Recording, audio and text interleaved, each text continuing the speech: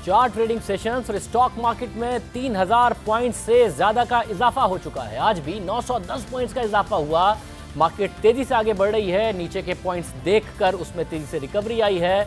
क्या मईशत के नंबर्स बेहतर आना इसकी वजह है? मनी मार्केट से भी सिग्नल्स आ रहे हैं कि जो शरह सूद है वो पीक आउट कर गई है। ये बात गवर्नर स्टेट बैंक ने भी पिछली मॉनेटरी पॉलिसी में कही थी। अब ऐसा लग रहा है जो हालिया ऑक्शन हुआ कि अब इंटरेस्ट रेट्स यहाँ से ज़्यादा नहीं बढ़ेंगे। स्टॉक मार्केट में भी अच्छा रुझान है। मोहम्मद सुहेल साहब माहिर मईशत सीनियर तज्ज़ियाकार हमारे साथ मौजूद हैं। तो साहब बहुत शुक्रिया। क्या वजह है मुसलसल जो स्टॉक मार्केट में तेज़ी है? नीचे बहुत चली गई थी मार्केट, मल्टीपल्स बहुत ज़्यादा अच्छे हो गए थे या खबरें अच्छी आ रही हैं? क्या वजह है? पहले तो आपने बिल्कुल सही कहा कि मार्केट जो है बहुत ज़्यादा गिर गई थी, जिसको हम कहते हैं कि ओवर रिएक्शन हो गया था। वॉल्यूम्स बिल्कुल कम थे और ये फियर था कि जो म्यूचुअल फंड्स की सेलिंग है वो चलती रहेगी। और आपने जिस तरह कहा कि जो वैल्यूएशन के नंबर को बहुत ही ज़्यादा अट्रैक्टिव हो गए थे। मैं आपको बताऊं जो नंबर्स हो गए थे प्राइस अर्निंग और डिविडेंड यील्ड के, वो 2008 की क्राइसिस जैसे हो गए थे। हालांकि उस तरह का क्राइसिस मार्केट में था नहीं, इकोनॉमी भी हालात ख़राब हैं मगर इतने ज़्यादा ख़राब नहीं थे।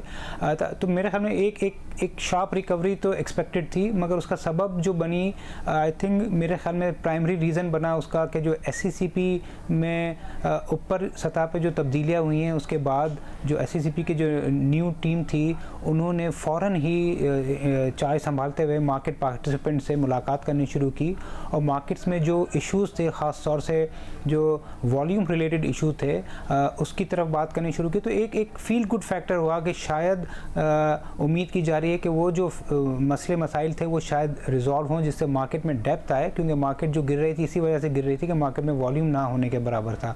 तो ये फील गुड फैक्टर बहुत ही इंपॉर्टेंट इसने प्ले रोल किया। इसके अलावा जो इकोनॉमी के साइड पे जो बदस्तूर नेगेटिव खबरें आ रही थी उसमें से एक मेजर जो खबर आई है करंट अकाउंट की, जो 70-75% गिर गया है। और इससे ज़्यादा जो इम्पोर्टेंट थी वो PIB का कल का ऑक्शन था कि तवक्कुआत के बरक्स कोई 1000 अरब से ज़्यादा लोगों ने अमाउंट की पार्टिसिपेशन की और जो तकरीबन 500 अरब जो सेंट्रल बैंक ने अप्रूव किए उसमें यील्ड 30 से 40 बेसिस पॉइंट प्राइमरी मार्केट में गिर गई।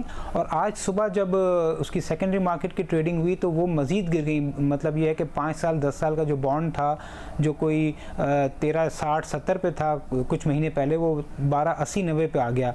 तो आई थिंक ये इकोनॉमी के जो दो न्यूज़ थी और जो ये SCCP का प्रोएक्टिव रोल जो था, मेरे ख्याल में उसने कॉन्फिडेंस को काफ़ी हद तक इम्प्रूव किया है, जिसकी वजह से ये जो 4 दिन में 11% की बढ़ाव हमने देखा है ये बहुत ही एबनॉर्मल है और बहुत ही कम इतनी शार्प रिकवरी देखी जाती है। साथ में बताइएगा कि अब जो नज़र आ रहा है कि एक्सटर्नल अकाउंट में भी नंबर्स बेहतर हुए हैं, मगर वो इंपोर्ट्स के कर्टेल होने की वजह से, ना कि एक्सपोर्ट्स के बढ़ने की वजह से हैं। तो इस वक्त जो चैलेंज है मईशत के लिए, उसमें ये कहा जा सकता है कि मईशत अब इस्तेहकाम की तरफ बढ़ रही है, या ये कहा जा सकता है कि मईशत अब बेहतरी की तरफ बढ़ रही है?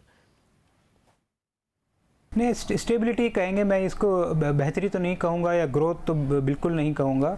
ये स्टेबिलिटी ज़रूर है, मगर जिस तरह आपने कहा लोगों को जो सेंट्रल बैंक गवर्नर साहब कहते आ रहे थे और जो उनका मॉनेटरी पॉलिसी स्टेटमेंट था उसमें शायद कुछ डाउट था। ख़ास तौर से बैंकर्स को उनका ये कहना था कि शायद इन्फ्लेशन बहुत ज़्यादा शूट कर जाए और इंटरेस्ट रेट बढ़ाने पड़े। मगर जो दुनिया में रिसेशन आया है और जो इंटरनेशनल ऑयल प्राइजेज़ गिर रही हैं और दुनिया भर में जो यील्ड्स हैं जो नेगेटिव हो गई हैं, तो आई थिंक बैंकर्स ने भी अपना व्यू चेंज किया है, जिसका इशारा हमने देखा कि कल जो पार्टिसिपेशन हुई है। तो आई थिंक वो जो सेंट्रल बैंक की जो बात थी अब मार्केट उसको एक्सेप्ट करने लगी है।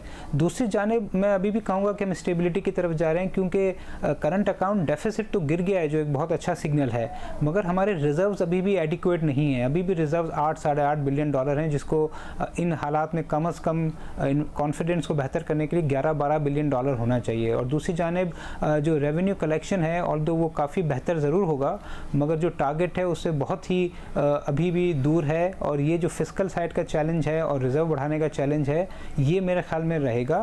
तो हम स्टेबिलिटी की तरफ जा रहे हैं और वो पार्टिसिपेंट जो समझ रहे थे कि शायद ये स्टेबिलिटी की राह जो है वो ज़रा दुश्वार हो, अब लग रहा है कि शायद इतनी ज़्यादा दुश्वार नहीं है टुवर्ड्स स्टेबिलिटी। बहुत शुक्रिया साहब, हमारे साथ मौजूद थे। उम्मीद करते हैं कि मईशत में और बेहतरी